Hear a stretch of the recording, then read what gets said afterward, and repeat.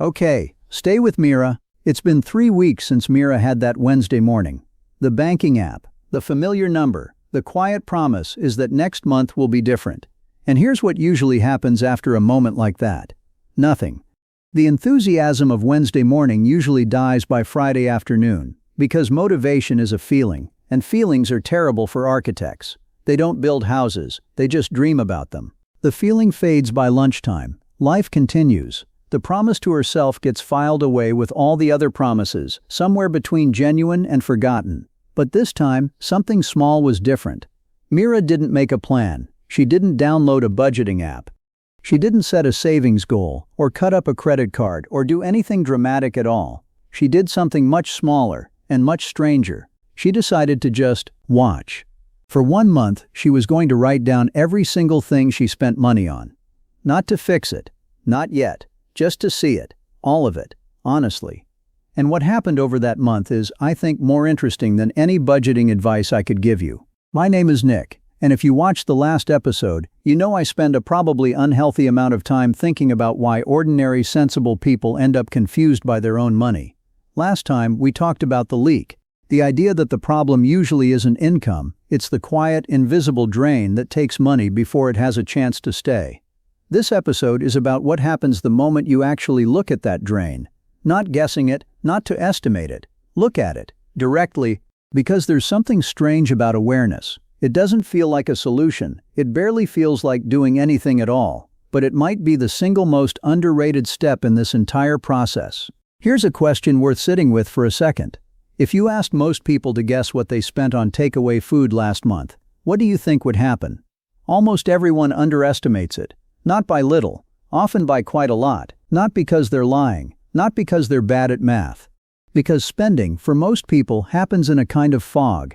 Each individual purchase is small enough to be forgettable. A coffee here, the delivery fee is there. None of them register as significant at the moment. And the brain, which is frankly not built to track dozens of tiny transactions across 30 days, simply doesn't retain it.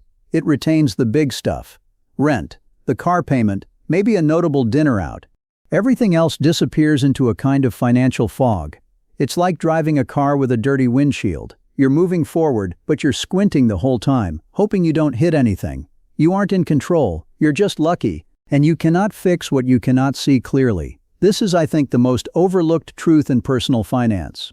People try to budget without ever having looked honestly at their actual spending. They guess, they estimate. They build a plan based on what they assume they spend, and then wonder why the plan never quite holds. Meera didn't do that. She skipped the plan entirely. She went straight to the looking. So, here's what Meera actually did. And I want to walk through it because the method matters less than what it reveals. Every evening, for 1 month, she spent about 3 minutes writing down what she'd spent that day.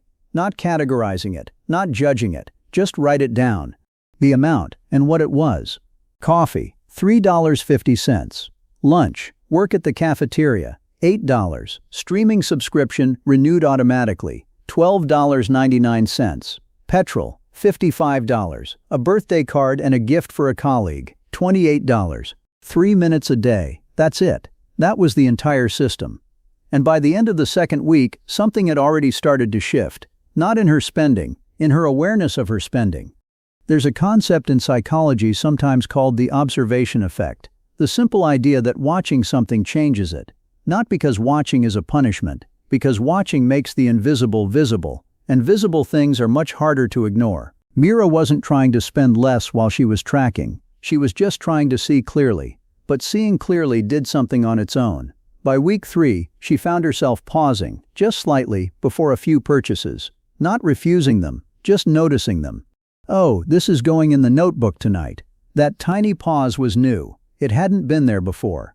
And at the end of the month, she sat down and added everything up by category. And this is the part that genuinely surprised her. The big, obvious expenses, rent, utilities, the car, those were exactly what she expected. No surprises were there. But there were 3 categories she had never consciously registered as categories at all. The first was subscriptions. Streaming services, a fitness app she hadn't opened in 4 months, a magazine subscription she'd forgotten she still had. Added together, about $45 a month, over $500 a year. for things she wasn't using. The second was what I'd call for convenience spending. Food delivery fees, the slightly more expensive version of something bought because the cheaper option required walking an extra 10 minutes. None of them felt like a decision at the time. It felt like the path of least resistance. The third, and this one surprised her the most, was what she started calling for tired spending. Purchases were made specifically because she was exhausted and wanted relief. Takeaway after a long day, an impulse buy while scrolling before bed. Small, individually harmless, collectively significant. Meera wasn't auditing her life. She was archaeologying it, digging through the sand of daily habits to find the ruins of her own intentions. None of these three categories showed up as a single dramatic decision. They showed up as dozens of tiny, reasonable-feeling choices that quietly added up to more than her rent. Now I want to pause here, because I think there's an obvious question forming. Okay, Nick, so Meera found the leaks. Great. Now what? Does she just stop spending all of it? And this is exactly where I think most financial content gets it wrong. Because the instinct, the moment you see a leak clearly, is to slam it shut immediately. Cut the subscriptions, stop the takeaways, white-knuckle your way through a strict new regime that almost never works. And there's a specific reason why, one that has nothing to do with discipline. Here's what I've noticed happens to almost everyone who tries to fix a leak the moment they see it. They overcorrect. They cut everything at once. No more takeaways, no more subscriptions, no more convenience. And for about 2 weeks it worked. There's a kind of motivated intensity to it. And then, almost without exception, it snaps back. Usually harder than before.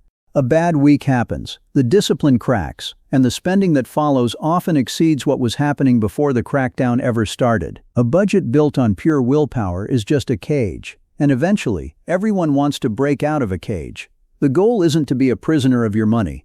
It's to be the architect of it. This is sometimes called the restriction rebound cycle, and it shows up in dieting research as much as it shows up in spending research. The mechanism is the same. Extreme restriction creates a kind of psychological pressure that eventually demands release. Meera didn't cut anything in this episode. And that was deliberate, because awareness and restriction are two different tools, used at two different times. Awareness comes first, always. Restriction, or more accurately, structure, comes later, once you actually understand what you're structuring. Richard Thaler, who has spent much of his career studying exactly this kind of predictable human behavior, makes a point that applies directly here. Thaler's research shows that humans are not irrational randomly. We are irrational in specific, consistent, and predictable ways. And one of the most consistent patterns is this.